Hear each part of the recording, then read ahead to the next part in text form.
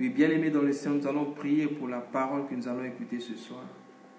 Que le Père qui nous parle du haut des cieux, que le Seigneur nous révèle sa pensée, qui nous révèle son plan, qui nous révèle son cœur ce soir. Prions également pour le serviteur qu'il a choisi ce soir pour nous parler.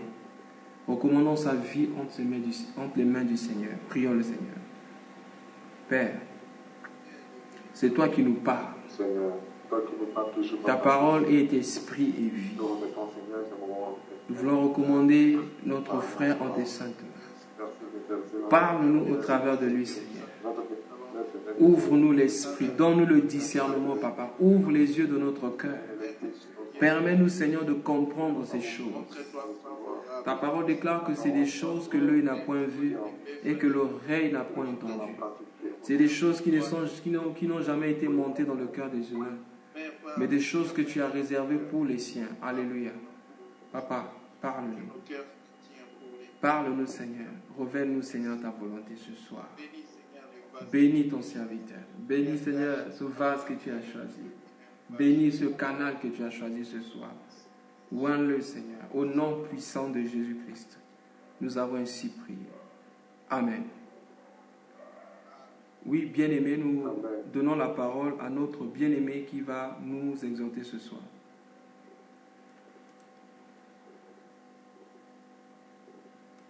Shalom, shalom, bien-aimés. Shalom, que le Seigneur soit encore glorifié pour ce qu'il a permis qu'une fois de plus nous rencontrons autour de son nom. Et je suis encore dans la joie de la grâce que le Seigneur me fait d'être encore avec mes bien-aimés. Alors, bien-aimés, sans plus tarder, nous allons partager en ce jour autour d'un thème, la persévérance à la prière. Donc, le thème de ce jour, c'est la persévérance à la prière.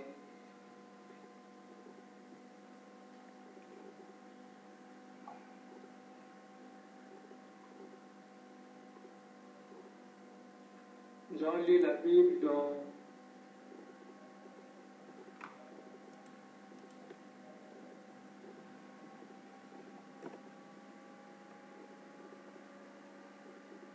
le livre de Acte 2, verset 42.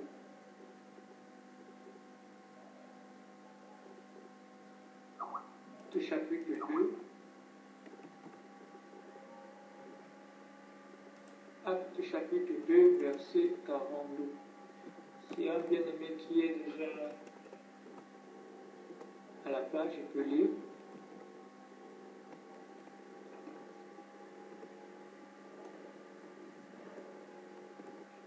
Acte 2, verset 42. Il persévérait dans l'enseignement des apôtres, dans la communion fraternelle, dans la façon du pain et dans les prières. Ouais. Amen. Donc, ici la Bible dit qu'il persévérait. Je prends juste la partie où il dit, où la Bible dit qu'il persévérait dans les prières.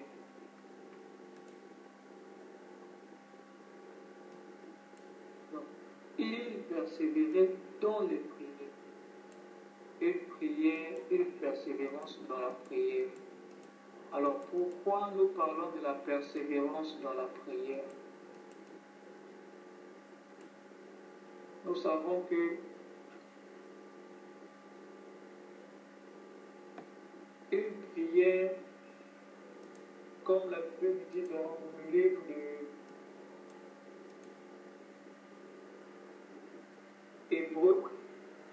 Hébreux chapitre 10,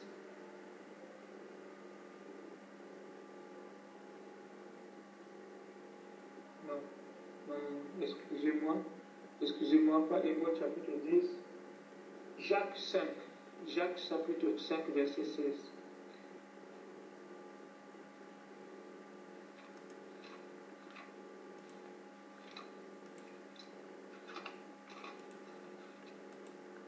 Jacques chapitre 5, verset 16. Lisons la parole. Jacques chapitre 5, verset 16. Confessez donc vos péchés les uns les autres et priez les uns pour les autres, afin que vous soyez guéris. La prière fervente du juste a une grande efficace. Amen. Amen. Ici, la Bible dit ceci, priez les uns pour les autres, afin que vous soyez guéris. Et elle complète encore disant que la prière fervente ou la prière agissante du juste a une grande efficacité. Dans le livre de Actes, on nous dit qu'il persévérait dans les prières. Dans le livre de Jacques, il dit priez les uns pour les autres. Et la prière du juste agit avec une grande force. Alors, mais lorsque nous lisons ce passage-là,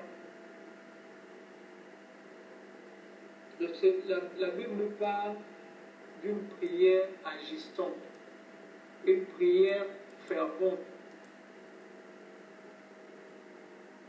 une prière avec insistance. Donc la prière avec insistance, c'est ça ce que la Bible considère ici une prière agissante, une prière fervente. Oui, bien aimé, il est très important de comprendre l'importance de la prière avec persévérance, la persévérance dans la prière. Il nous arrive des situations, des problèmes où nous devons fléchir nos genoux et prier. Je me souviens, un homme de Dieu me disait qu'un enfant de Dieu, un chrétien, ne se déplace qu'à genoux. Un chrétien ne se déplace qu'à genoux, c'est-à-dire à genoux veut dire en position de prière.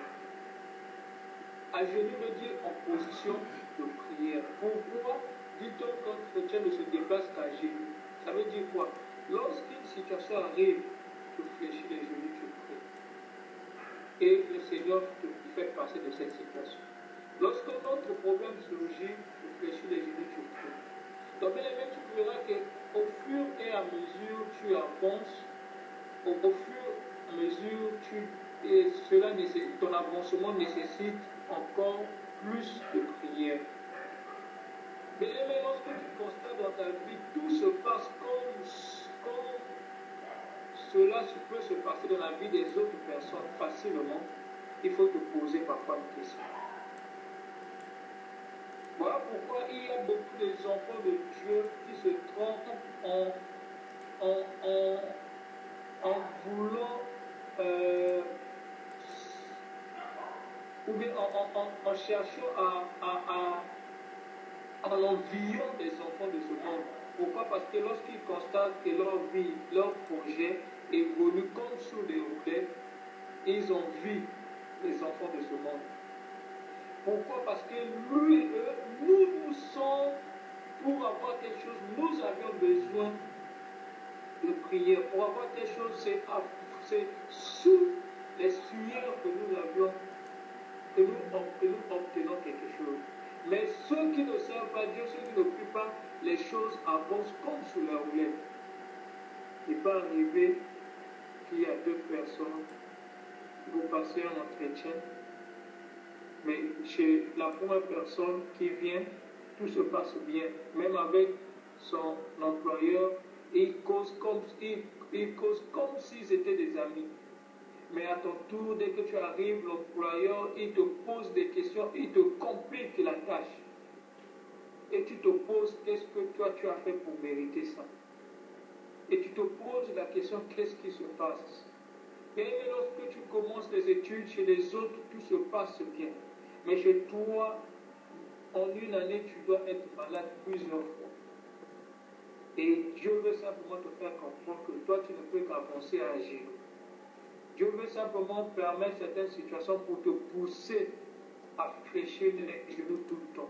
Car c'est ça la position que tu as besoin de toi. Dieu veut simplement te donner une nature d'un enfant consacré à la prière. Donc voilà, bien aimé, vous verrez qu'il y a des situations comme ça qui nous rappelleront que nous devons avoir toujours notre attitude dans la prière. C'est comme avait dit notre bien-aimé, que aussi longtemps que nous avons des ennemis, aussi longtemps que le Seigneur va nous aider. Aussi longtemps qu'il y aura des ennemis, aussi longtemps que le Seigneur va nous aider. Car autant des ennemis que nous avions, autant de marches que le Seigneur fait. Donc, bien aimé, le Seigneur veut simplement nous faire comprendre que nous devons avoir une vie de prière. Mais cette vie de prière-là est sollicitée devant des problèmes, devant des situations. Même s'il n'y a aucun problème dans ta vie, si tout marche normalement comme tu le voudrais, tu n'auras pas une vie constante de prière. Pourquoi tu te dis, pourquoi devrais-je prier? Tu te diras que certainement que Dieu fait quelque chose, certainement que tout va bien. Mais lorsque tu constates que pour toi, tout ce que tu veux avoir, il faut fléchir les genoux pour l'avoir, bien aimé, tu verras que ta nature va changer. Tu seras un homme de prière. C'est ainsi que nous comprenons que la prière, la persévérance dans la prière est très importante. Mais l'insistance, lorsque nous parlons de la persévérance, nous parlons aussi de l'insistance. Une prière avec insistance, une prière agissante, une prière avec insistance. Une prière fervente, c'est une prière avec insistance. Pourquoi insistance? Mais nous remarquons que l'insistance nécessite pour nous de la persévérance. On ne peut pas insister sur quelque chose si nous-mêmes nous n'avons pas ce goût de la persévérance. Si nous n'avons pas cette nature qui nous pousse à persévérer, on ne peut pas insister sur quelque chose. Si tu n'es pas capable de persévérer, tu ne peux pas insister. Donc pour insister, il faut que tu aies la persévérance. Et cette persévérance-là se détermine par la patience que tu as. La patience, le fait d'attendre. C'est ça que arrive, c'est cela qui pousse à quelqu'un d'insister. Donc, c'est très important pour nous de comprendre la prière insistance. Qu'est-ce qui se passe? Vous remarquerez que lorsque nous persévérons, cela détermine que nous avions de l'espérance. Mais tu ne peux pas espérer sur quelque chose, tu ne peux pas persévérer dans la chose dont tu n'es pas sûr de pouvoir recevoir quelque chose. Il est difficile aujourd'hui de persévérer dans une situation dont tu n'es pas sûr de pouvoir gagner un fruit, de pouvoir récupérer quelque chose. Donc la persévérance pour nous nécessite de l'espérance. Nous devons avoir de l'espoir. Nous devons espérer sur ce que nous cherchons. Voilà pourquoi c'est très important lorsque tu pries, que tu puisses mettre de l'espoir, que tu puisses espérer recevoir quelque chose pendant que tu pries. Voilà pourquoi la Bible dit que lorsque tu pries et que tu ne doutes pas sur ce que tu demandes, tu recevras cette chose. Donc c'est la persévérance et de l'espérance que nous avions. Et bien nous verrons que ces deux choses-là, la persévérance et l'espérance, vont nous conduire à la patience. Si beaucoup de gens aujourd'hui ne patientent pas, c'est parce qu'il leur manque cette nature de persévérance-là. Et il leur manque leur nature de l'espérance. Ils ont des doutes sur ce qu'ils veulent faire. La Bible dit quoi? Que celui qui a des doutes sur ce qu'il mange, il est dans le péché. Je crois que c'est dans Romains 14. Celui qui a des doutes sur ce qu'il mange, il est dans le péché. Il y a des choses aujourd'hui que nous pouvons recevoir que lorsque nous avions la même nature en l'entrée tout comme à la sortie. C'est-à-dire, dès que tu commences à fléchir les genoux pour prier, dès que tu prends la résolution de prier, tu dois avoir la même confiance, c'est-à-dire la même espérance que Dieu, jusqu'à l'obtention de la chose. c'est là que nous parlons de la persévérance dans la prière. Tu ne peux pas prier aujourd'hui, tu ne peux pas persévérer dans la prière si tu n'es pas sûr de pouvoir recevoir quelque chose à travers cette prière. Tu ne peux pas aujourd'hui croire recevoir quelque chose. Tu ne peux pas aujourd'hui persévérer si tu ne crois pas que tu peux recevoir cette chose lorsque tu fléchis les yeux. Voilà pourquoi une persévérance dans la prière nécessite de la patience. Nécessite de la patience. Et cette patience-là vient de l'espérance. Si tu as de l'espoir, si tu as de l'espérance, tu as de l'espoir de recevoir quelque chose, tu seras patient quand toi tu sais, tôt ou tard, tu recevras cette chose. C'est comme la Bible dit, quelle que soit la durée, quelle que soit la durée que la prophétie mettra, tôt ou tard, elle finira par s'accomplir. Certainement, elle s'accomplit. Donc, tu as de l'espoir que ce que je cherche là, je l'obtiendrai. Et comme ça, tu veux bien aimer, tu obtiendras aussi cette chose.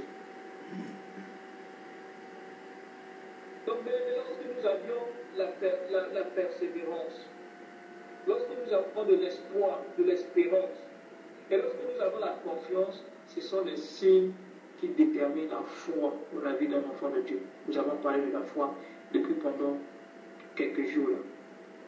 Ce sont les signes aujourd'hui qui déterminent, les œuvres qui déterminent que tu as la foi, lorsque tu as la persévérance, lorsque tu as la confiance. J'ai toujours l'habitude de dire à mes bien-aimés, j'ai été traumatisé, bon peut-être pas dit traumatisé, je suis émerveillé et je suis resté stupéfait lorsque j'ai lu le passage où le Seigneur Jésus priait pour que Lazare puisse se ressusciter. Regardez bien avec quelle confiance avait Jésus lorsqu'il faisait cette prière. Mais ce n'est pas une prière qu'on fait pour quelqu'un qui soit guéri des maux de tête, ou bien des maux de ventre, ou bien des maux de dos. Mais c'est une prière pour qu'un mort soit ressuscité. Regardez avec quelle confiance Jésus faisait cette prière. Il dit, Seigneur, je sais que tu m'exauces toujours. Mais si je te prie, c'est pour que ceux qui sont tout autour de moi sachent que c'est toi qui m'envoies. Et aussitôt il appelle Lazare, sort. Mais si c'était à notre propre, je pense qu'on doit avoir des sueurs pour faire ces genres de prières afin que quelqu'un puisse se ressusciter. Alors, mais lorsque tu fais une prière, lorsque tu n'as pas la confiance, ça veut dire que tu n'as pas la foi. Et cette prière-là n'a pas une grande efficacité. Comme la Bible dit, la prière agissante a une grande efficacité. La prière agissante d'un juste. Oui, bien aimé, il y a un point qui est aussi très important dans ce domaine-là, le juste. Jésus étant juste et ayant tellement confiance en son Père, il savait déjà, avant d'élever la voix, que Lazare ressusciterait. La preuve en est, il a dit à ses disciples que lui, lorsqu'on lui a annoncé que Lazare est mort, il dit à ses disciples que Lazare dort. Et bien aimé, lorsque nous faisons l'histoire, nous n'avons pas lu, mais lorsque nous faisons l'histoire, lorsqu'il a pris la nouvelle que Lazare est mort, bien aimé, c'est Lazare, un ami que Jésus aimait. La preuve en est, il a même pleuré à l'annonce de sa mort. Mais c'est quelqu'un que Lazare aimait beaucoup. Mais bien aimé, à l'annonce de la mort de Lazare, Jésus est resté 2 jours encore. Oh, regardez le niveau de la confiance qu'avait Jésus.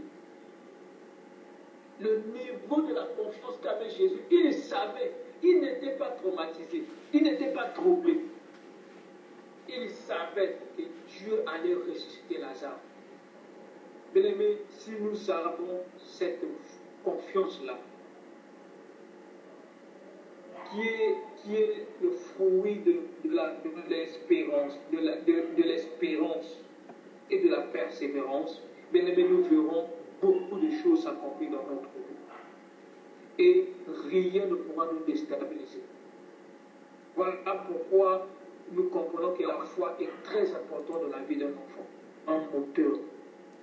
Tu ne peux pas avoir confiance en quelqu'un que tu ne peux pas croire. que tu n'es pas sûr pouvoir t'aider. Moi, je me souviens, lorsqu'on était enfant, on demandait toujours à nos pères de nous acheter ceci.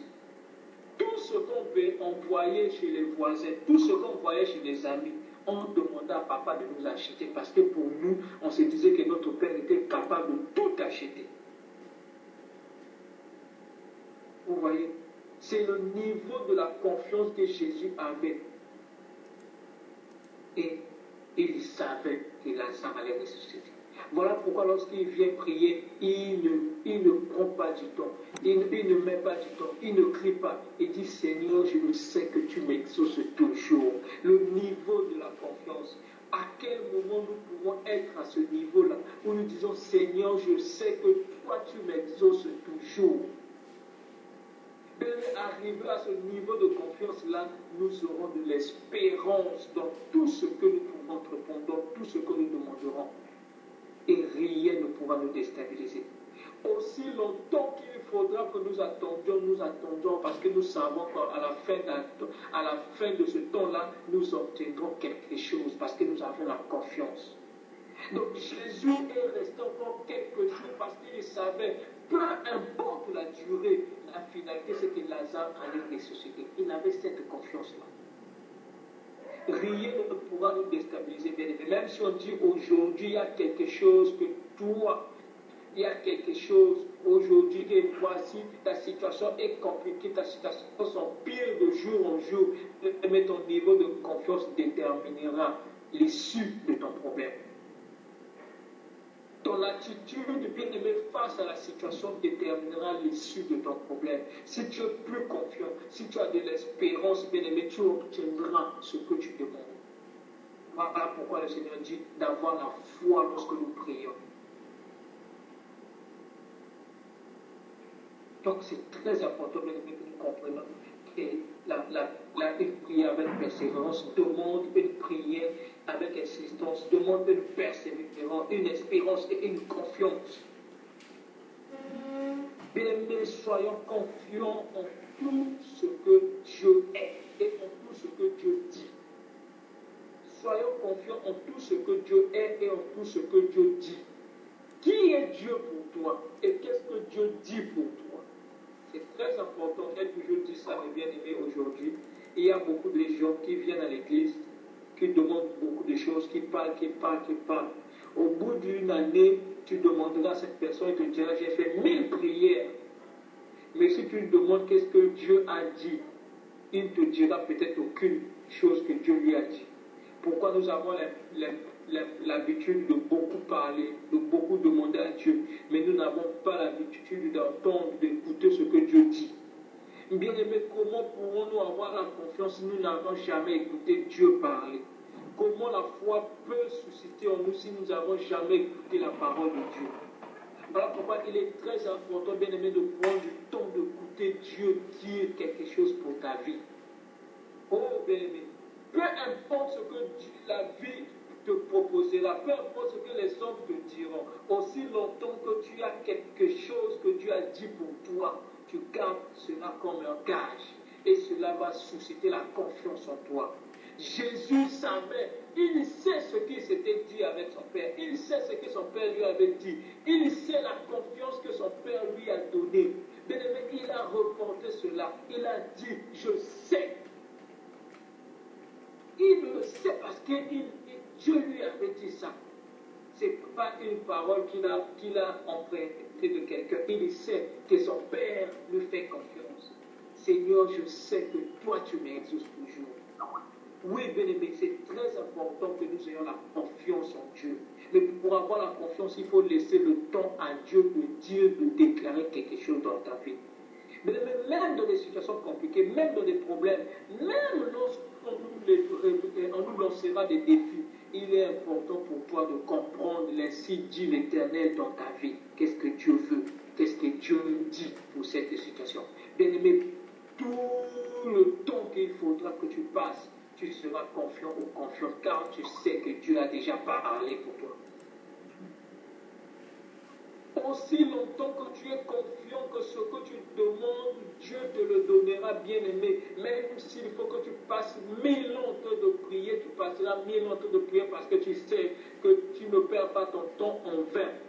La finalité, c'est que tu reçoives quelque chose. Voilà l'importance de la prière avec persévérance. Il y a aujourd'hui des gens qui prient, qui disent Seigneur, oh bon, Dieu donne-moi ceci. Moi, je crois que tu m'as donné ceci. Parfois, il s'arrête là. Non, bien-aimé, si tu as la confiance, si tu crois que Dieu est capable de te donner, tu iras toujours lui rappeler cela. Seigneur, je sais que tu vas me donner ça. Voilà pourquoi je reviens encore vers toi pour te rappeler ma requête. Seigneur, je sais que tu vas me donner ceci. Voilà pourquoi je reviens encore vers toi, parce que je sais que tu vas me donner cela. C'est ça, bien-aimé, l'importance de la prière. Dans chaque, nous voyons qu'il y a quelque chose qui vient s'ajouter, qui donne l'efficacité à la prière, c'est le juste. Oui, bien-aimé, le juste. C'est un point très capital, très important, bien-aimé. C'est la condition directe de l'efficacité d'une prière fervente. Le juste, bien-aimé, lorsque tu ne te reproches de rien, tu as encore plus de confiance. Lorsque tu te rappelles de la relation que tu as avec Dieu, tu as encore plus de confiance. Et c'est ça encore qui donne de l'impact à ta prière. Voilà pourquoi, bien-aimé, lorsque tu es devant une situation, lorsqu'il faut que tu fléchisses les genoux pour prier, rappelle-toi d'abord de ta nature. Est-ce que ta nature plaît à Dieu?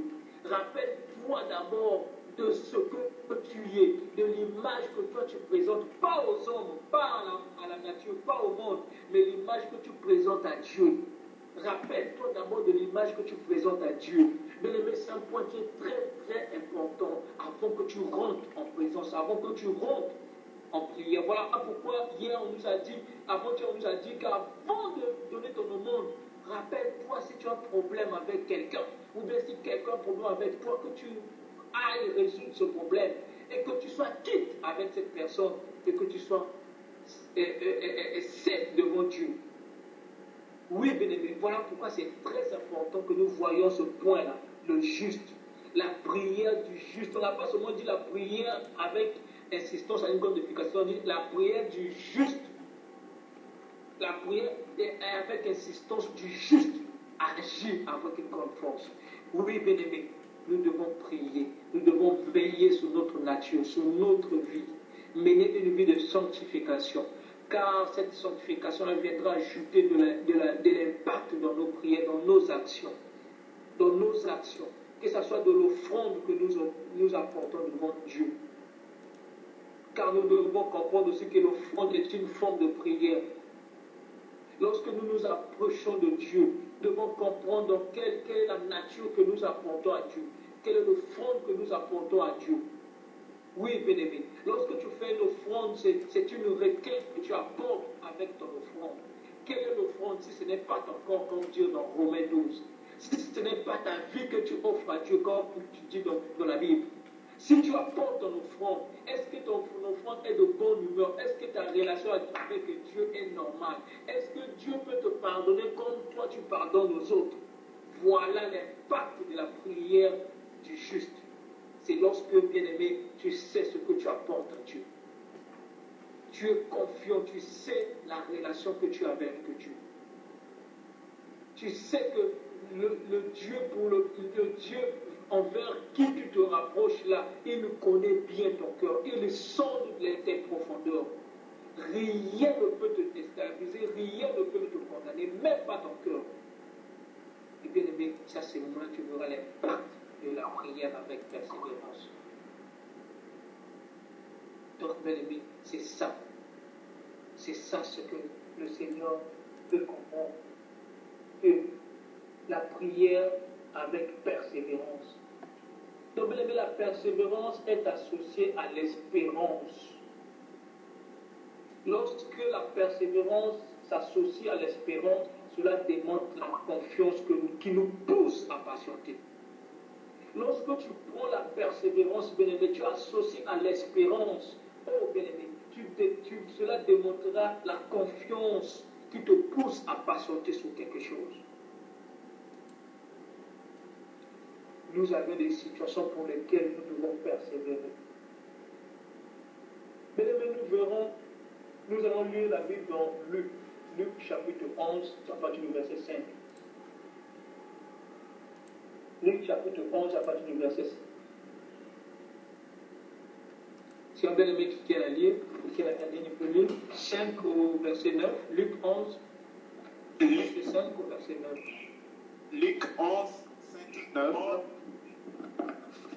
Je lis au nom du Seigneur Jésus. Amen.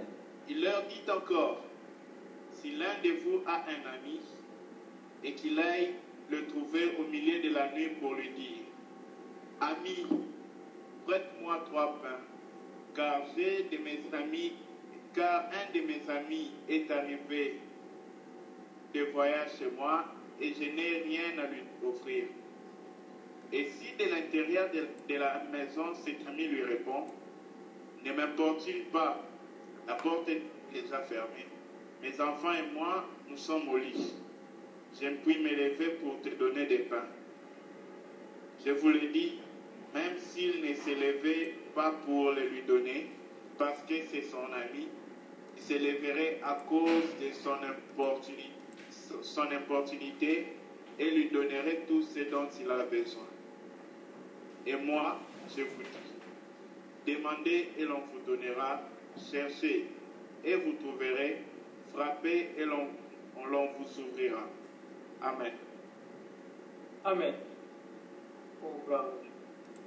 Bien-aimés, dans cette histoire, nous allons comprendre plusieurs choses. Premièrement, ici, la Bible dit que lequel d'entre vous aura un ami qui se rendra chez lui au milieu de la nuit pour lui dire, ami, prête-moi 3 pains, car un de mes amis est arrivé de voyage chez moi et je n'ai rien à lui offrir. Mais cet ami va voir son ami, ce monsieur, cette personne va voir son ami pour lui demander du pain. Pourquoi? D'abord parce qu'il a une situation pour laquelle il aimerait d'abord résoudre.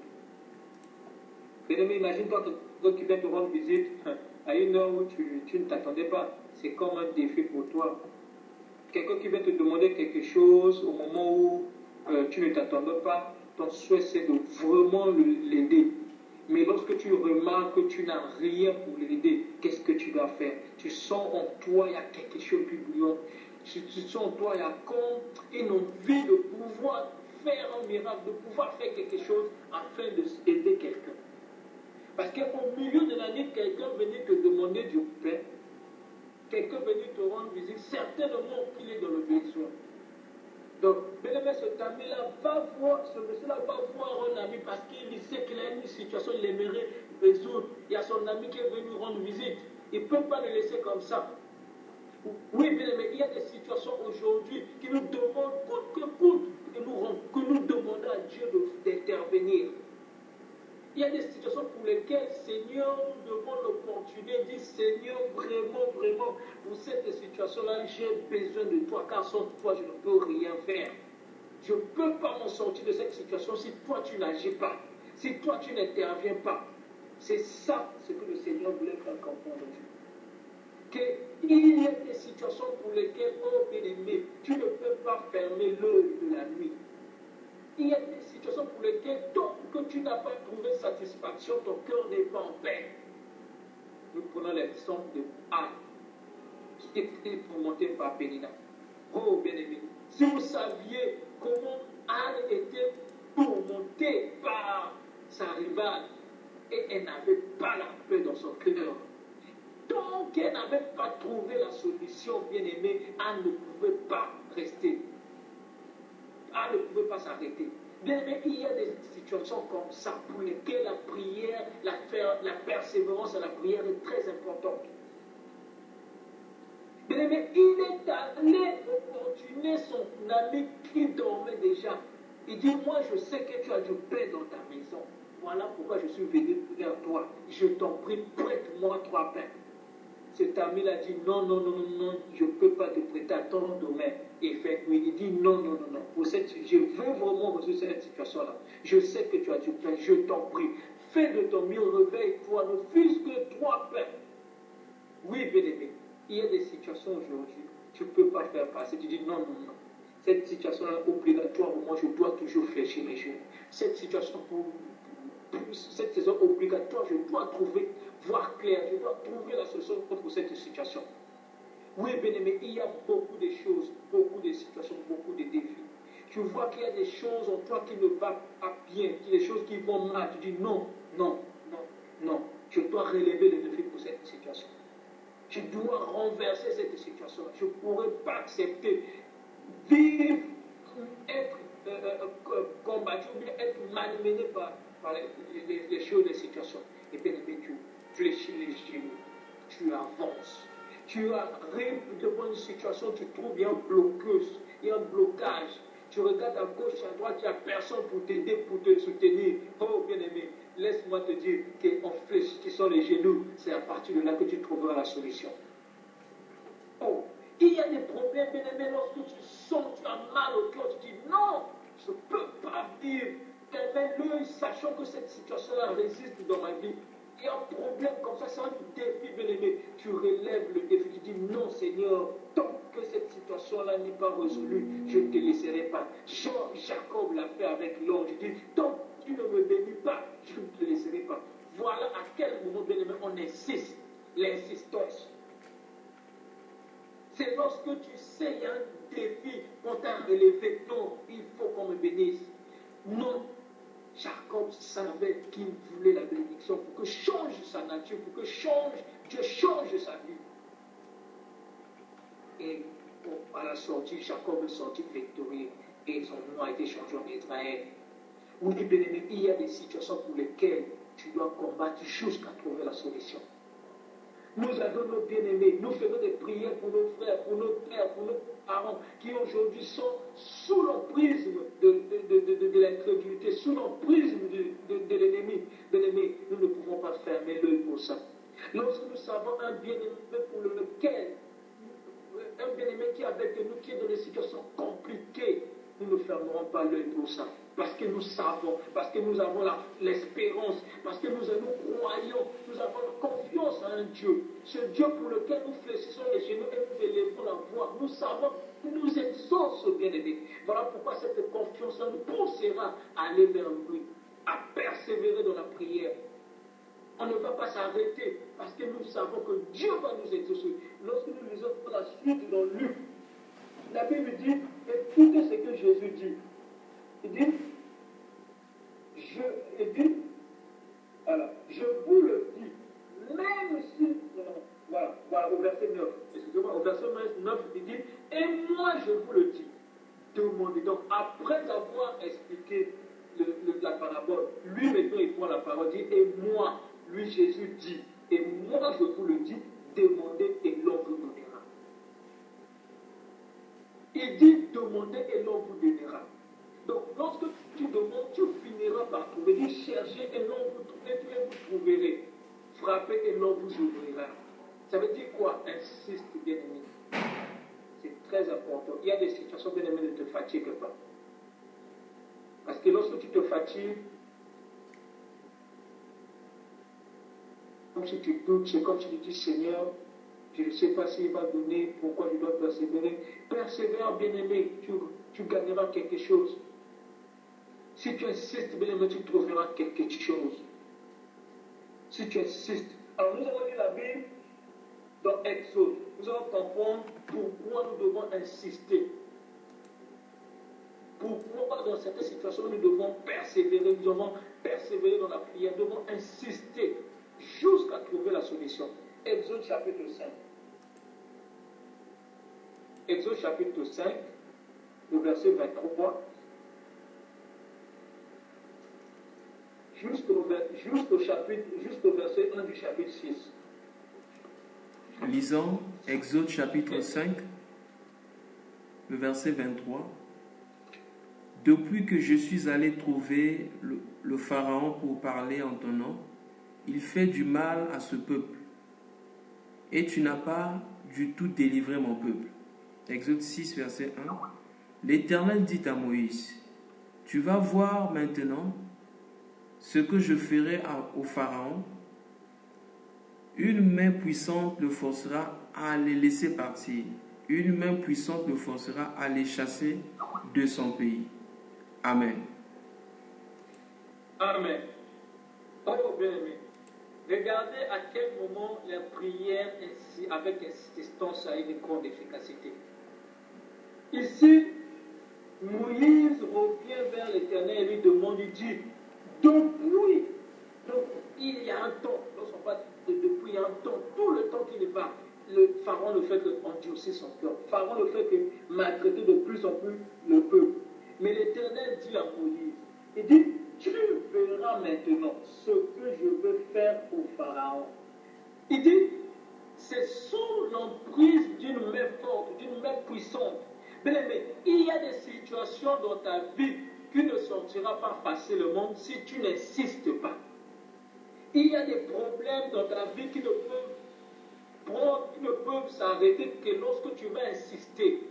C'est là le Seigneur dit, sous l'emprise, donc Dieu va forcer à la situation là d'abandonner. Bien-aimé, vous savez, lorsqu'on prend l'exemple d'une sémence, la sémence se rentre facilement, mais la sémence sort difficilement. Facilement, la sémence peut rentrer dans la vie de quelqu'un, mais difficilement, la sémence peut sortir. Et il y a des choses, des situations, des prières, des situations où il faut persévérer dans la prière pour que nous trouvions solution.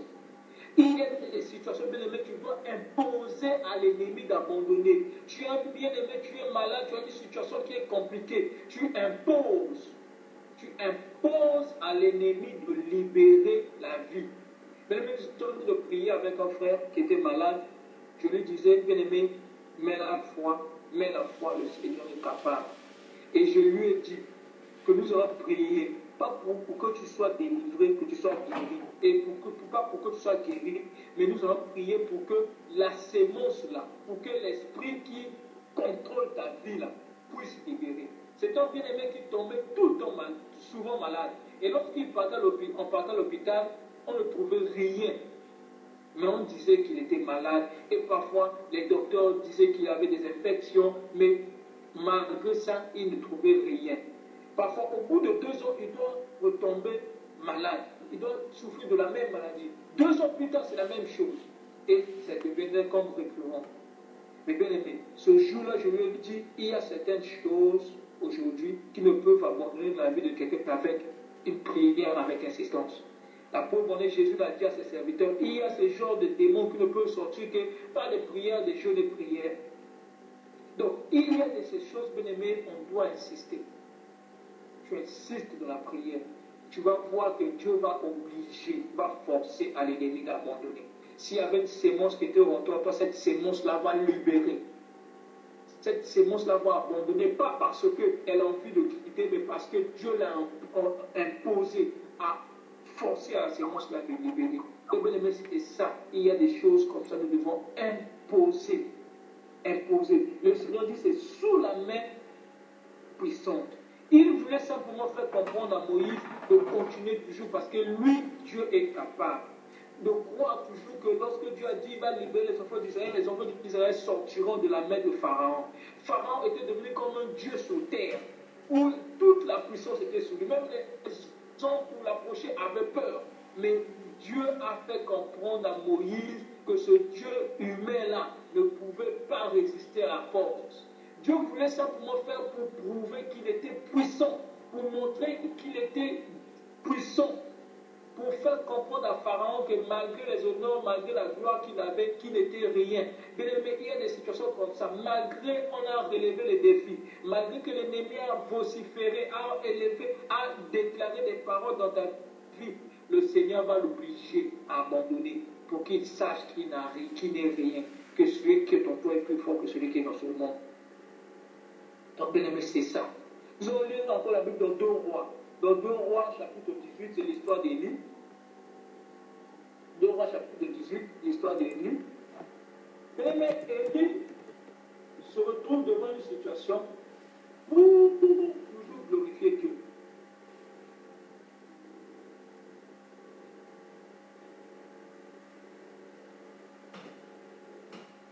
2 Rois, chapitre 18. On voit chapitre 18, verset 41 au verset 45. Voilà. Ici, Élie monta au sommet, je viens directement au verset 42 pour gagner du temps. Élie monta au sommet du mont Carmel et se courbant contre terre, et il mit son visage entre ses genoux et dit à son jeune serviteur, monte donc, regarde du côté de la mer. Celui-ci monta et il regarde et il dit, il n'y a rien. Et dit, Élie dit 7 fois, retourne. À la 7e fois, il dit, voici un petit nuage qui s'élève de la mer, il est comme la paume de la main d'un homme. Et il dit, monte dire à Cham, à Cam, attelle et descend afin que la pluie ne t'arrête pas. Nous connaissons tous cette histoire d'Élie qui pria avec insistance et il pleuva. Et le Nouveau Testament tient à parler de ça. Élie était un homme de nature comme nous et vous, comme vous et moi. Mais il pria avec insistance et il pleuva. Donc, bien aimé, il y a des choses aujourd'hui nous devons comprendre. Lorsqu'il faut relever les défis, il faut rentrer dans la prière avec insistance. Il faut persévérer dans la prière. Élie a relevé le défi. Il faisait des années qu'il ne pleuvait plus, mais il a prié. 7 fois, bien aimé, il envoyait la personne au même endroit, 7 fois. Élie ne lui a pas dit change d'endroit, va voir ailleurs, parce qu'il savait qu'il allait pleuvoir. Qu'il savait que son serviteur allait voir un signe. Alors, bien aimé, tu as échoué quelque part. Tu as fait quelque chose qui n'a pas réussi. Tu changes de position, tu changes d'endroit parce que selon toi, tu dis que non, tu ne pourras jamais réussir. Ça m'est arrivé une fois lorsque j'étais en train de préparer mon mémoire. Et pour nous qui faisons la programmation, on avait des langages de programmation qu'on devait étudier. Mais tellement que j'avais des difficultés à programmer dans ce langage-là, et je commençais à mettre, j'ai fait un songe, quelqu'un qui me dit non, tu dois changer le langage de programmation, il faut utiliser un autre langage pour que tu finisses bien ton projet et que tu soutiennes. Et à mon réveil, j'ai rencontré des difficultés. Dès que j'ai rencontré des difficultés, cette idée-là m'est arrivée de changer de langage de programmation. Et après, dès que je voulais changer le langage de programmation, je me suis dit, c'est comme un travail que je veux refaire à zéro. Je me suis souvenu de ce que le Seigneur m'avait fait, de la grâce que le Seigneur m'avait fait, de la force que le Seigneur m'avait donnée pour arriver jusqu'à la fin. Je me suis dit, non, Dieu ne fait jamais les choses à moitié. S'il m'a permis de m'aider, d'arriver jusque-là, c'est qu'il est capable de m'aider jusqu'à la fin. Mais là, je suis revenu, je dis, non, je dois garder, je dois faire ça. Là où j'ai commencé, c'est là où je dois continuer. Rien ne doit me déstabiliser. Mais si j'avais pris la décision de changer, certainement j'allais perdre mon temps et j'allais plus soutenir à temps. Voilà, il y a des choses comme ça que le diable plutôt, vient mettre des doutes dans la vie de quelqu'un. Tu es quelque part, tu es sur le point d'obtenir quelque chose. C'est vrai que tu as échoué, c'est vrai que tu es tombé. Mais le Seigneur est capable de te donner lorsque tu te relèves, que tu continues, tu persévères. Tu te relèves, tu continues ton chemin. Mais pas lorsque tu changes de chemin parce que selon toi, tu te dis que cette voie-là n'est pas bonne. Je dois changer de voie. Tu es en train d'entreprendre quelque chose, tu n'as pas réussi. Selon toi, tu te dis que cette chose-là ne peut pas réussir. Il faut que je change de projet. Non, bien aimé. Le Seigneur veut simplement te dire, récupère, reprends courage. Continue dans cette voie. Là où tu es tombé, là, relève-toi au même niveau et continue. Persévère seulement. Certainement, Dieu va faire quelque chose. Oui, bien aimé, il y a des choses, des situations comme ça qui nous arrivent. Parfois, nous doutons parce que nous ne sommes pas prêts à persévérer. Parce que nous ne sommes pas prêts à persévérer parce qu'il nous manque cette confiance-là. Tu as un problème, tu as une situation, tu pries pour ton problème, mais tu constates que ton problème s'aggrave, ça devient de pire en pire. Mais le problème, l'ampleur de ton problème commence à te faire peur et tu commences à manquer confiance. Tu abandonnes même la prière. Tu abandonnes la prière parce que tu te dis, j'ai peur que ces choses-là deviennent s'aggravent. J'ai peur que ces choses ne puissent pas arriver, que je ne puisse pas trouver la solution devant cette situation. Non. Mais le Seigneur te dit, même lorsque les choses deviennent compliquées. Amen, bien-aimé. Persévérer même quand la route semble bloquée. Amen.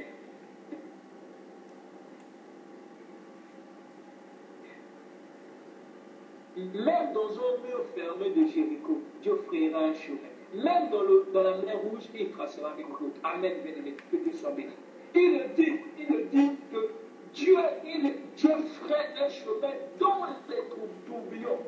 Il ferait un tourbillon, bien-aimé, qui peut avoir le courage d'affronter le tourbillon. Oh, pour toi, le tourbillon, c'est la fin de la foi, c'est la fin de ta route. Pour toi, le blocage, c'est la fin de ta route. Mais non, bien-aimé, le blocus n'est pas la fin de ta route. Au contraire, le blocus c'est juste un endroit qui montre une nouvelle étape. Là où tu t'arrêtes, là où tu es tombé, là où tu as failli, là, bien-aimé, si tu te lèves, c'est là où tu vas commencer quelque chose de nouveau avec toi. Ne dis pas que c'est la fin. Ne dis pas que c'est la fin de ton chemin. Non, non. Le mur n'est pas la fin de ton chemin, bien-aimé. Car Dieu aussi peut tracer une route à travers le mur. Bien-aimé, la mer pour les enfants d'Israël, pour les pharaons et les Égyptiens, était la fin, le bout du chemin des enfants d'Israël. Mais bien-aimé, le Seigneur a fait comprendre à Pharaon, là où la pensée, les hommes s'arrêtent, c'est là où Dieu commence à faire des nouvelles choses, car Dieu ne s'arrête pas. Pendant que, bien-aimé, tu as envie de raisonner pour ta situation, bien-aimé, Dieu ne raisonne pas, Dieu continue d'agir. Voilà pourquoi tu dois prendre confiance et te relever, car Dieu continue d'agir, il continue de faire. Mais nous devons persévérer dans la prière. C'est très important que le Seigneur nous donne toujours la force de persévérer dans la prière. Nous comprenons que, bien aimé, c'est très important de persévérer dans la prière. Alors nous allons encore lire la Bible dans Ecclésiaste. Nous allons comprendre encore pourquoi nous devons persévérer dans la prière. Ecclésiaste chapitre 11.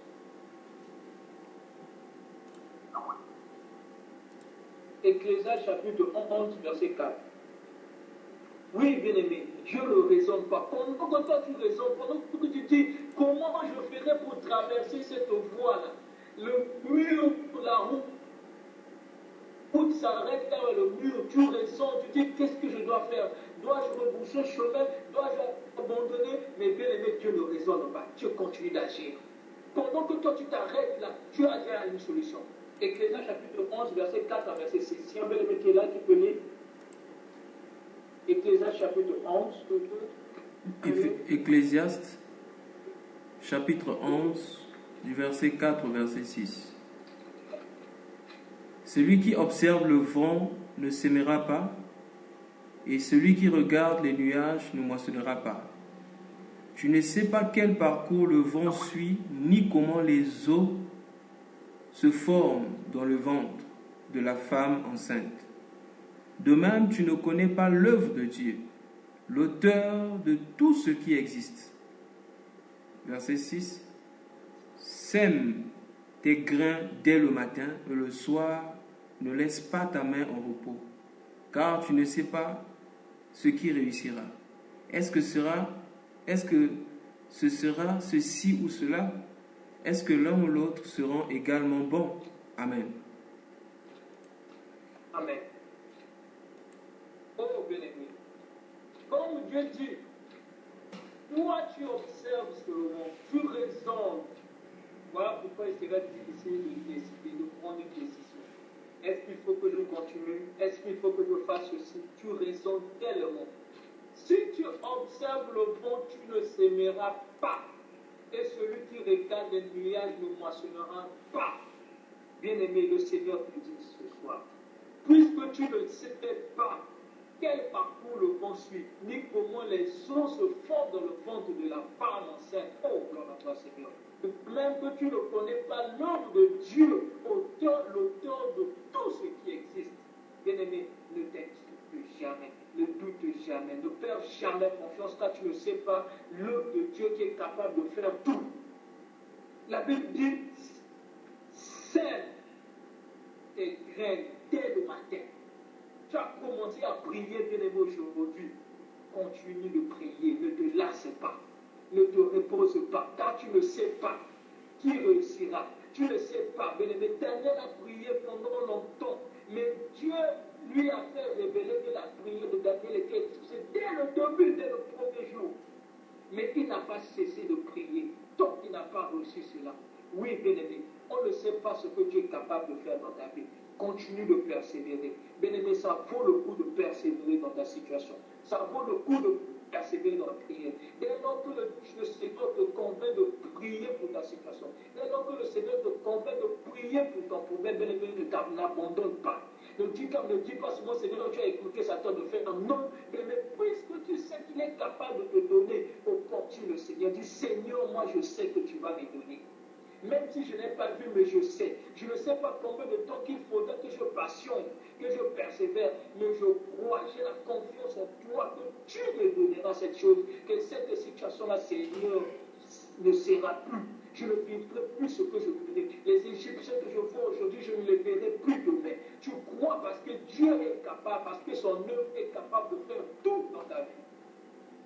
C'est la foi là, la confiance là, bien-aimé, qui te poussera à continuer à persévérer, de croire que le Seigneur va te donner. Même si aujourd'hui tu as prié, demain tu continueras à prier. Après demain, car tu ne sais pas quelle est ta prière qui va agir. Tu ne sais pas quand le Seigneur va agir dans ta vie. Au temps convenable, certainement, il accomplira quelque chose. Et pour finir, nous allons lire Hébreux 12, Hébreux chapitre 10, à partir du verset 35 au verset 37. On va finir avec ce passage. Hébreux chapitre 10, verset 35, verset 37. Lisons Hébreux chapitre 10, le verset 35 au verset 37.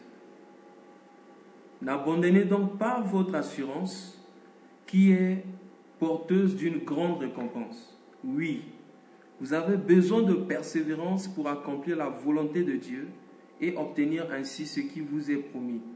Verset 37. Encore bien peu de temps, et celui qui doit venir viendra. Il ne tardera pas. Il ne tardera pas. Amen. Amen. Oui, bien-aimé, le Seigneur nous a parlé. La Bible dit, n'abandonnez pas votre assurance. Assurance à laquelle est attachée une grande rémunération. Bien-aimé, lorsque tu pries, sois rassuré. Mets ta confiance. Ce n'est pas pour rien, bien-aimé. C'est vrai que les gens vont se moquer de toi. C'est vrai que les gens vont parler. C'est vrai que les gens vont te demander où est ce Dieu-là que toi tu sers. C'est vrai que les gens vont te demander où est la promesse que Dieu a faite dans ta vie. Toi qui vas à la prière, toi qui prétends connaître Dieu. Bien-aimé, garde ton assurance, garde ta confiance, persévère, bien-aimé. Car la Bible déclare, elle est attachée, une grande rémunération est attachée à ton assurance. Et il a encore dit au verset 6, tu as besoin de persévérance afin qu'après avoir accompli la volonté de Dieu, vous obteniez ce qui vous est promis. Qui sait? Peut-être le temps qu'il faudrait que tu passes de la prière est la volonté de Dieu. Qui sait? Peut-être le temps qu'il faudra que tu persévères, t'aides à changer de nature, à comprendre quoi Dieu est capable de faire dans ta vie. Qui sait? Que le temps qu'il faudra que ton problème soit résolu est un temps qui permettra de glorifier Dieu, de prêcher les autres. Qui sait? La durée de ton problème est peut-être un moyen pour lequel le Seigneur veut se manifester. Alors, bien-aimé, que la durée ne te décourage pas. Que le temps ne te décourage pas. Car qui sait, le temps que toi tu as de voir, est-ce le temps de Dieu ou ton temps? Est-ce que c'est le calendrier que toi tu utilises ou c'est le calendrier de Dieu? Puisque tu ne connais pas l'œuvre de Dieu qui fait tout, bien-aimé, continuons toujours de persévérer. Voilà pourquoi, bien-aimé, nous continuerons toujours de persévérer dans cette vie de prière. Peu importe des blocus, peu importe des complications techniques, peu importe ta persécution, demandons toujours à Dieu de nous soutenir, de nous aider, de prier les uns pour les autres, afin que le Seigneur fasse des grandes choses encore et que son nom soit encore glorifié. Amen. Amen, amen, amen, amen. Oui, que le nom du Seigneur soit glorifié. Merci Père Frélin pour ce message. Que le Seigneur te bénisse encore abondamment et qu'il te comble de sa grâce. Oui, bien-aimé, sans plus tarder, nous allons prier. Nous allons commencer par lui dire merci pour ce puissant message qu'il nous a donné sur la persévérance. Dieu ne parle pas en vain. Il a vu nos cœurs. Il nous connaît plus que nous-mêmes. S'il nous a parlé, c'est parce que le Seigneur veut faire quelque chose dans notre vie. Et bien aimé, nous avons écouté la parole. C'est à nous de parler au Père maintenant. Nous allons commencer par lui dire merci pour ce message. Prions le Seigneur. Père, nous te disons merci. Merci pour ton serviteur. Merci parce que ce soir, tu nous as encore parlé. Gloire et louange à toi parce que tu nous as connus, le Seigneur. Nous avons appris que le Seigneur Jésus avait la confiance parce qu'il connaissait son Père. Voilà pourquoi il n'a pas eu besoin de faire une séance d'intercession devant la tombe de Lazare. Il a dit qu'il priait même pas pour Dieu, mais pour ceux qui étaient là. Il dit simplement, Lazare sort. Nous allons prier le Seigneur, qui nous donne de le connaître, que le Seigneur ouvre nos yeux, qu'on le voie assis sur le trône, qu'on le voie dans sa grandeur, afin que cela nous donne aussi la confiance lorsque nous prions. Bien-aimés, prions le Seigneur. Seigneur. Bien-aimés dans le Seigneur, nous allons encore prier. Nous avons aussi appris que si le Seigneur avait confiance en Dieu, c'est parce qu'il avait appris à écouter Dieu. Ah, la foi vient de ce qu'on entend vient de la parole. C'est lorsque nous avons écouté Dieu que cela produit en nous la foi qui va nous donner la persévérance à l'épreuve, qui va nous donner la persévérance, qui va nous donner de continuer. Si Élie avait continué, c'est parce que Dieu lui avait déjà dit, maintenant je vais faire descendre la pluie du ciel. Va maintenant prier. Bien-aimé, nous allons prier que le Seigneur nous donne, non pas seulement de prier, de lui parler, non pas seulement de demander, mais qu'on apprenne aussi à écouter Dieu. Prions le Seigneur bien-aimé. Nous avons aussi appris ce soir que la prière qui est efficace, c'est la prière du juste. Oui, nous avons reçu notre justice en Jésus-Christ. C'est pourquoi il a dit, si vous demeurez en moi et que mes paroles demeurent en vous, demandez tout ce que vous voulez, cela vous sera accordé. Nous allons prier le Seigneur, qu'on apprenne à demeurer dans le juste, afin que Dieu qui écoute le juste nous écoute. Prions le Seigneur bien-aimé. Papa, nous venons auprès de toi. Le Seigneur, notre frère nous a aussi parlé de la tempête, du désert, beaucoup de choses. Lorsque nous remarquons que nous pouvons nous rappeler de Pierre. Pierre avait commencé à marcher sur l'eau quand Jésus lui a dit, marche, viens vers moi. Mais quand il a regardé la tempête, Pierre a commencé à s'enfoncer. Nous allons prier le Seigneur, que quelque chose ce qui nous arrive, qu'on ne regarde pas la tempête, qu'on ne regarde pas aux situations, mais qu'on regarde à Dieu. Car lorsqu'on regarde aux situations, notre Dieu devient petit. Mais quand on regarde à Dieu, notre Dieu devient grand et les situations se rétrécissent. Prions le Seigneur bien-aimé.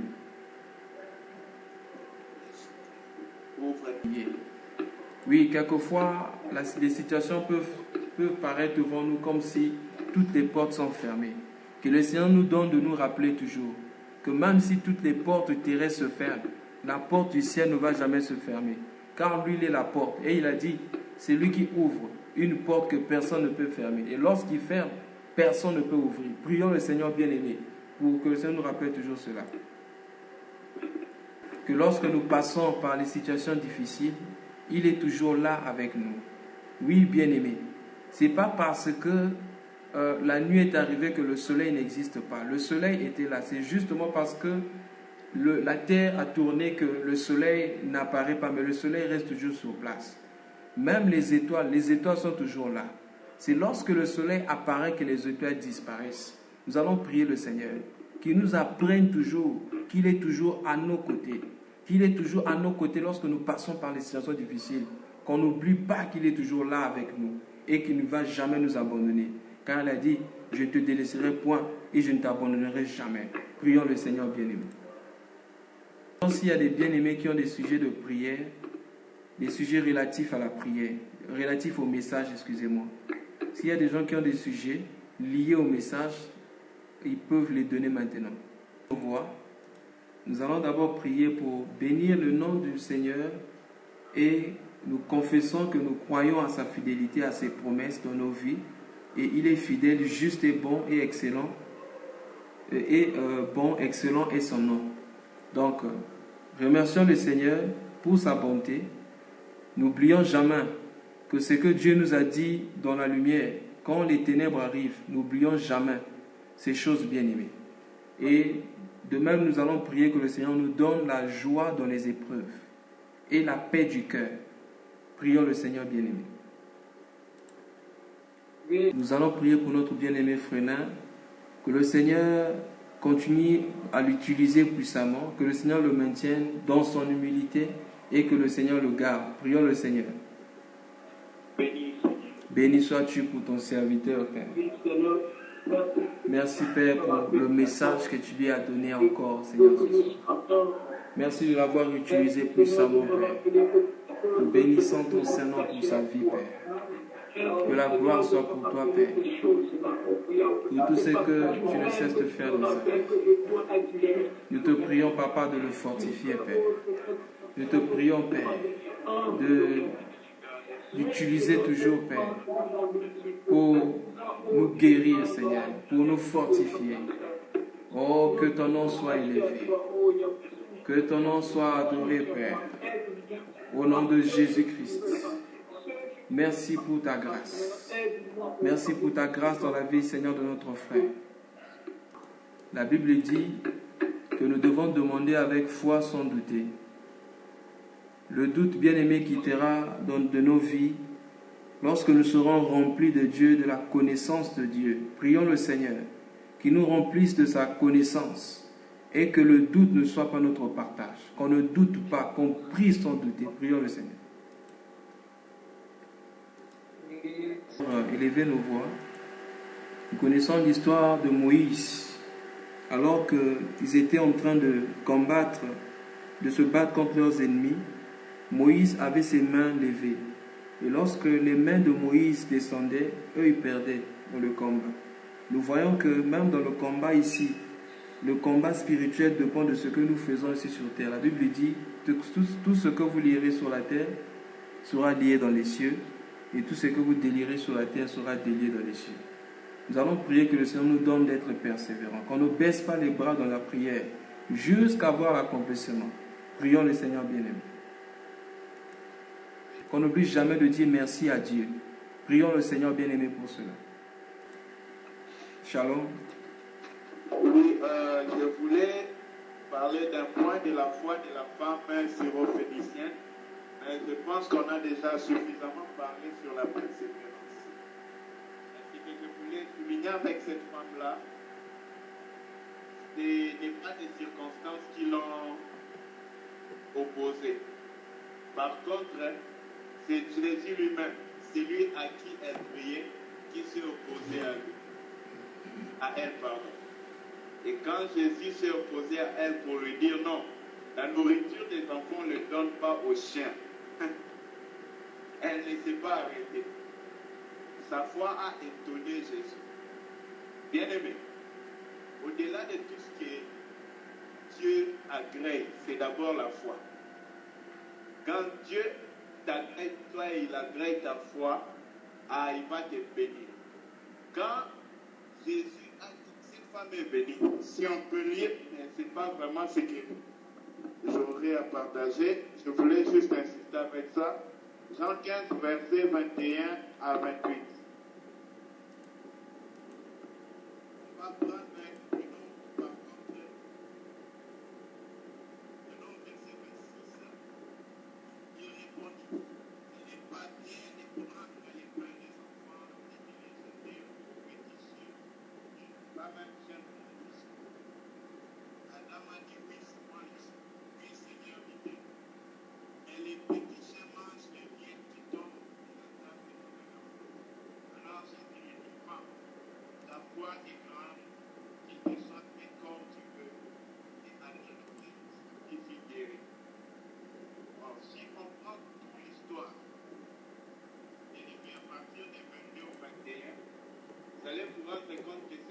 a dû persévérer et insister dans la prière. Elle a continué à demander, même quand Jésus s'est montré négatif envers elle.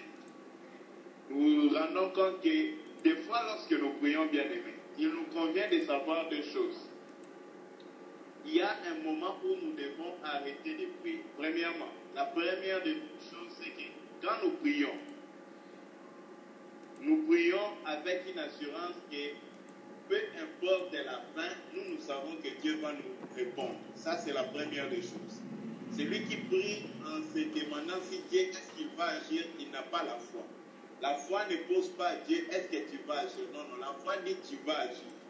Mais la réponse, la conclusion de nos prières dépend de Dieu et sa volonté. Mais cela ne nous permet pas à nous de pouvoir dire qu'on va prier ainsi ou autrement. Je vais prendre l'exemple de Paul, je vais prendre l'exemple de Jésus. Jésus a prié, vous savez que Jésus c'est l'exaucé de Dieu, celui que Dieu a toujours exaucé. Mais il y a une prière de Jésus que Dieu n'avait pas exaucée. Je n'aimerais pas qu'on ignore cela. C'est lorsqu'il était en train de prier pour que le Père éloigne cette coupe de lui. Le Père n'a pas exaucé cette prière. C'est afin que nous puissions savoir, bien aimés, que notre prière, Dieu les répond par un oui, c'est-à-dire il donne ce qu'on demande, il les répond par un non, ou il les répond par un silence. Toutes ces trois réponses sont les réponses du Dieu qui est plein d'amour et qui fait toutes choses par amour. À trois reprises, Paul a prié pour que Dieu éloigne les chardes de son cœur et de son corps. Dieu lui a dit, ma grâce te suffit. Question d'éloigner les chardes, non. Mais ce qui te donne de plus, c'est la grâce. C'est dans cette charde-là que la grâce va surabonder. Donc, Dieu fait des choses conformément à sa volonté pour le but qu'il a dans nos vies. Il ne fait pas les choses pour satisfaire à ce que nous voulons. Ça, ce sont les choses qu'on doit connaître avant de prier. Et la Bible déclare, si nous demandons quelque chose conformément à sa volonté, à sa parole, Dieu nous les donne. Donc, Dieu n'exauce pas nos désirs, mais il exauce sa volonté. Et autre chose qu'il exauce en nous, ce sont nos besoins, ce qui est nécessaire pour nous. Mais quand Dieu répond par un non, il faut que nous ayons les oreilles pour l'entendre. Voilà pourquoi, pour bien prier, il faut écouter Dieu. Il faut être en communion avec Dieu. Il faut être en communication avec Dieu. Deuxièmement, quand Dieu répond par un oui, là il n'y a pas d'explication. On voit ce qu'on a demandé se manifester. Il y a des fois où Dieu répond par un silence. C'est-à-dire Dieu veut que nous puissions continuer à les chercher davantage. C'est là où il faut que nous puissions persévérer. Mais il faut que nous soyons nécessairement en communion avec Dieu pour savoir lorsqu'il dit d'arrêter. Paul le savait, parce que dans 2 Corinthiens 12, lorsque Dieu lui a dit, il a prié à 3 reprises. J'aimerais qu'on lise ces versets-là seuls. 2 Corinthiens 12, verset 8. Commençons par 7. Et pour que je ne sois enflé d'orgueil à cause de l'excellence de ses révélations. Il parle des révélations que Dieu lui a données. Il m'a été mis une écharde dans la chair et un ange de Satan pour souffleter et m'empêcher de m'enorgueillir. 3 fois j'ai prié le Seigneur de l'éloigner de moi. Et il m'a dit, il a prié combien? 3 fois, frère. Il m'a dit, c'est qu'il est en train de persévérer. Parce que 3 fois, il prie, il ne voit rien. Il prie encore, il ne voit rien. Mais la 3e fois, le Seigneur lui a répondu. Il m'a dit, ma grâce te suffit, car ma puissance s'accomplit dans la faiblesse. Je me glorifierai donc bien plus volontiers de mes faiblesses, afin que la puissance de Christ repose sur moi. Donc, il y a des fois où la réponse de Dieu, ce n'est pas comme nous l'entendons, mais Dieu répond. Mais si nous avons l'oreille, nous allons entendre sa réponse. Mais avant d'entendre cette réponse, Paul n'avait pas croisé les mains afin d'entendre cette réponse, Paul avait insisté dans la prière. Il a prié 3 fois. Jésus avait aussi prié 3 fois. Et le Seigneur l'avait exaucé dans son cœur parce que quand il était fortifié, il a compris qu'il ne fallait pas qu'il insiste sur cela. Il a dit que ta volonté soit faite. Bien aimé, il nous convient vraiment de savoir ces choses afin que, parce qu'il y a un frère à qui est venu et qui a dit une fois que il prie, il a donné 45 jours à Dieu. On lui a dit, frère, 45 jours que tu as donné là, c'est beaucoup, il faut réduire les jours. Donc lui-même, une minute, s'il ne t'exauce pas et fait ta décision. On ne joue pas avec Dieu. D'abord, bien aimé, Dieu est souverain. Nous devons marcher avec une pleine foi, mais nous ne devons pas tester Dieu. Et nous ne devons pas incliner Dieu à ce que nous voulons. Il faut garder Dieu dans sa souveraineté et les toucher, l'affaiblir par notre foi. Tu insistes par la foi, en même temps tu sais que Dieu est souverain. C'est ça la foi que la Bible nous enseigne. Alors quand Dieu dit non, ce n'est pas comme tu le demandes, mais ce que tu veux, je te le donne comme moi je vois. Ce que Dieu voit là, c'est ça la meilleure des choses. Et c'est ce qu'on doit prendre comme lui voit, parce qu'il lui voit mieux que nous. Il a des cheveux blancs plus que tous les vieillards de ce monde. Et il comprend les choses beaucoup mieux que tout autre homme. Même ce qui nous concerne, Dieu le comprend mieux que nous-mêmes. Des fois, on pense qu'on voit nos besoins plus que Dieu. Non, Dieu voit nos besoins avant nous et il sait comment résoudre ces besoins mieux que nous. Mais seulement parce qu'on est têtu, aveugle, on passe par des détours de foi parce qu'on veut régler ça mieux que Dieu. Bien aimé, la foi consiste à savoir que Dieu existe, à prier, mais aussi elle consiste à écouter Dieu pour savoir qu'est-ce que Dieu dit de ce que je demande. Est-ce que je demande selon sa volonté? Ce que je demande peut être bien, mais est-ce que c'est ce que Dieu veut comme Dieu le veut? Et est-ce que là, ce n'est pas en réfléchissant, c'est dans la prière. Quand Dieu verra ton honnêteté, Dieu va te répondre aussi. Il va te parler. Peut-être par un frère, peut-être par la parole, peut-être dans ton cœur. Dieu n'est pas limité. Mais bien aimé, il faut l'écouter. Merci beaucoup, frère Frélin. Merci à vous tous pour l'attention. Merci. Amen. Merci beaucoup, frère Paul, pour la précision. Que le Seigneur te bénisse encore. Oui, bien-aimé, peut-être qu'il y a un autre bien-aimé qui... Shalom, frère Gauthier. Oui, je vous dis merci, vraiment, infiniment merci. Que Dieu vous bénisse encore pour ces éclaircissements, pour la parole. Que frère soit béni. En fait, tout ce que moi je voulais dire, c'est par rapport à Luc. On a lu Luc 11. On nous a bien insisté que c'est un seul ami. Ce n'est pas plusieurs amis. Tout ce que je voulais dire, c'est que nous devons avoir qu'un seul ami, qu'un véritable ami. Parce que lorsqu'il quand vous avez la parole, je suis dans Luc 11. Je suis dans Luc 11. Si l'un de vos amis a un ami, il a un seul ami, il n'a pas plusieurs amis. Donc nous devons avoir qu'un seul ami. Mais le véritable ami que nous devons avoir, c'est Jésus-Christ. Amen.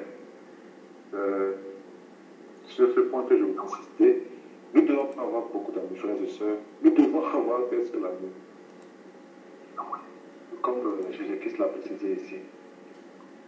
Donc je ne vais pas aller loin avec ça, pour ne pas prendre du temps. Le deuxième ajout que je voulais faire, c'est par rapport à la prière des noms du juste. Bon, c'est Christ qui nous justifie, c'est en étant en Christ que nous pouvons faire écouter nos prières, comme notre frère Théo nous avons appris ici avec l'histoire de Jacob et Esaü. Mais une chose aussi qu'il faut insister, c'est que ce n'est qu'en ce juste-là qu'il faut être pour prier. Ce n'est que par ce juste-là que nous pouvons prier, pour que nous puissions être écoutés. Alors, il y a beaucoup de gens encore qui pensent que, je ne sais pas, par Saint Paul, Jean-Paul II, on l'a béatifié, puis on l'a fait pas, moi je ne sais pas. Oui, les gens disent au nom de Jean-Paul II, au nom de qui, moi je ne sais pas. Mère Thérèse à au nom de qui encore, je ne sais pas. Ces saints-là, ils sont morts, ils ne sont pas ressuscités. Il n'y a qu'un seul juste. Voilà pourquoi la parole a dit la prière devant du juste. Parce qu'il y a une seule personne qui est juste, devant qui la prière peut être écoutée. C'est Jésus-Christ seul. C'est au nom de Jésus-Christ seul que nous pouvons prier. C'est ce juste-là seulement qu'on peut écouter. C'est Jésus. C'est Jésus seul. Ce n'est pas au nom de Saint Jean-Paul II. Ce n'est pas au nom de, moi je ne sais pas, ces saints qui sont morts. Parce qu'il y a beaucoup encore qui croient que c'est au nom de notre personne aussi on peut prier. Parce qu'il y a des gens qui prient aussi au nom de Branham. Il n'y a pas un autre nom, frère. Bien-aimé. C'est Jésus et Jésus seul. Je veux le remercier. Merci Dieu. Que Dieu soit loué. Okay. Merci beaucoup, frère Gauthier, pour l'ajout. Je ne sais pas s'il y a d'autres bien-aimés ici qui veulent intervenir pour le sujet. Je voulais juste ajouter un passage. Nous allons lire dans le livre des psaumes, psaume chapitre 18, du verset 2 au verset 3. La Bible dit: Je t'aime, Éternel, ma force. Éternel, mon rocher, ma forteresse, mon libérateur, mon Dieu. Il reprend encore: mon rocher, où je trouve un abri, mon bouclier, ma force qui me sauve, mon rempart. Amen. Donc je voulais juste bien aimer dire que lorsque nous insistons dans la prière, il est important d'avoir le bouclier, le rocher, la personne en qui nous nous appuyons doit être l'Éternel. Parce que j'ai vu, nous étions dans des églises où on nous enseignait par exemple que lorsque nous prions, c'est quand nous sommes très fatigués. Je me rappelle, on avait un ancien comme ça qui priait, il disait: bien-aimé, c'est quand nous sommes en jeûne là, quand tu n'arrives plus à parler, quand le corps est fatigué là, c'est là que l'Éternel va s'écouter. Non, bien-aimé. Nous ne devons pas nous appuyer sur la prière, nous ne devons pas nous appuyer s'appuyer sur le jeûne, nous ne devons pas nous appuyer sur n'importe quoi, mais nous appuyer que sur l'Éternel lui-même. Nous ne devons pas, quand la Bible dit la prière du juste sauve, nous devons comprendre cela. C'est le juste qui sauve, c'est Dieu qui sauve, ce n'est pas la prière qui sauve. Ce n'est pas le jeûne qui sauve, mais c'est Dieu qui sauve. C'est bon de prier, c'est bon de jeûner, mais nous devons savoir, le jeûne ne sauve pas, la prière ne sauve pas, c'est Dieu qui sauve. Donc nous devons avoir nos yeux fixés sur lui qui est le rocher. Amen. Donc notre résultat ne dépend pas, bien aimé, des tactiques qu'on peut faire, mais notre résultat dépend de Dieu lui-même. Donc bien aimé, voilà pourquoi lorsque nous approchons de Dieu, nous devons savoir que c'est lui seul qui sauve, c'est de lui que vient la solution. La solution, bien aimé, c'est vrai, c'est bien de jeûner, c'est bien de prier, c'est bien de persévérer, mais une fois de plus, c'est lui seul qui est la solution. Or, si nous savons que c'est lui seul qui est la solution, nous l'écouterons comme le frère Paul venait de le dire, de chercher à connaître sa volonté dans ce que nous demandons. Sinon, nous allons courir en vain. On ne doit pas chercher à faire descendre Dieu pour se conformer à ce que nous voulons, mais nous devons monter comme le Seigneur Jésus. C'est vrai, il a prié, il a dit: si tu peux éloigner de moi cette coupe. Mais qu'est-ce qu'il dit? Non pas ma volonté, mais que ta volonté soit faite. Le Seigneur Jésus s'appuyait sur Dieu. Il ne s'appuyait pas sur la parole. Et il savait que ce que le Père voulait pour lui était la meilleure solution. C'est très important, bien aimé. Maintenant, pendant que nous sommes en train de prier dans la persévérance, nous ne devons pas oublier que ce que nous recevons pendant que nous sommes en train d'attendre, généralement, c'est plus grand que ce que nous demandons auprès de Dieu. Donc Dieu peut permettre que la chose dure, parce qu'il veut travailler quelque chose, bien aimé, en nous. Je vais vous donner mon témoignage. J'ai été malade. On m'a imposé les mains plusieurs fois. J'ai prié, bien aimé, je n'ai rien reçu. Mais c'est pendant que j'étais en train de prier, j'ai vu le développement de certains dons spirituels. Ce que j'ai reçu pendant que j'attendais était plus que la guérison. Donc Dieu peut permettre une situation, Dieu peut permettre que nous passons par des moments où cela nous exige de beaucoup prier. Bien aimé, quelquefois ce que nous recevons est plus que ce que nous demandons. Donc n'abandonnons pas. Soyons des hommes qui persévèrent dans la prière. Mais quel est le secret, bien aimé, pour persévérer dans la prière? Prenons rapidement 1 Thessaloniciens chapitre 5. Comment faire pour persévérer dans la prière? 1 Thessaloniciens chapitre 5. Nous allons prendre le verset... on peut commencer à partir du verset 15 au verset 18. La Bible dit ceci. Prenez garde que personne ne rende autrui le mal pour le mal. Mais poursuivez toujours le bien, soyez entre vous, poursuivez toujours le bien, soit entre vous, soit envers tous. Je crois qu'on a parlé plusieurs fois du pardon ici, que lorsque nous voulons aller prier, demander, prier, bien aimé, nous devons régler les problèmes avec tout le monde, que ce soit des frères chrétiens, que ce soit des païens. Ensuite, le verset 16 dit ceci. Voilà le secret. Soyez toujours joyeux. C'est là le problème. Soyez toujours joyeux. Et Philippiens chapitre 4, 6 à 7. Ne vous inquiétez de rien, mais en toute chose, faites connaître vos besoins à Dieu par la prière, et la paix de Dieu qui surpasse toute intelligence. C'est cette paix-là qui va nous donner la joie. Ensuite, le verset 17 dit, priez sans cesse. Verset 18, rendez grâce en toutes choses, car c'est à votre égard la volonté de Dieu en Jésus-Christ. Merci beaucoup, frère, pour ce message. Je suis tellement béni.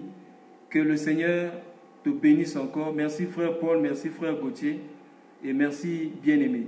S'il y a encore un bien-aimé qui a quelque chose à ajouter par rapport au sujet, la parole est donnée à tout le monde.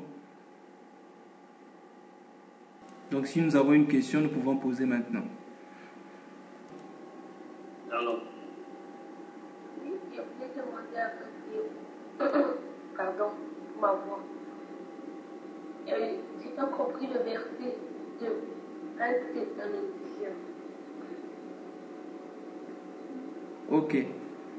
Ok, merci beaucoup, sœur. Je vais encore relire. J'ai dit ceci.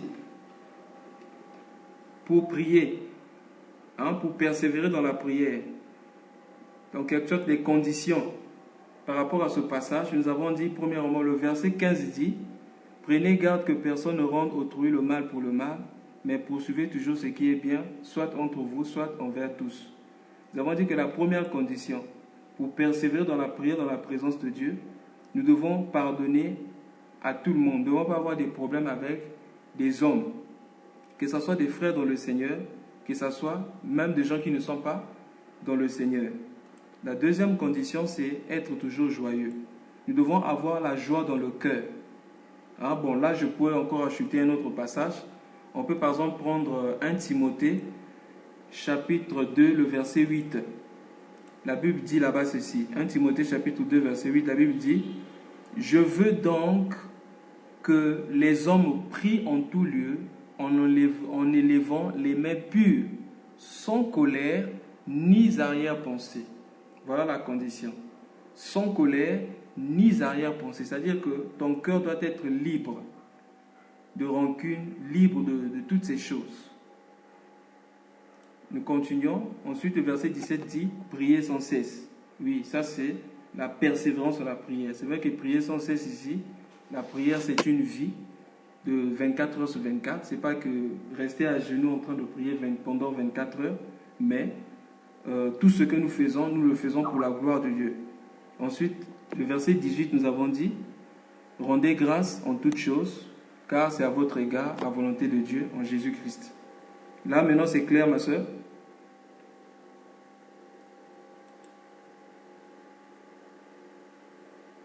Merci, compris.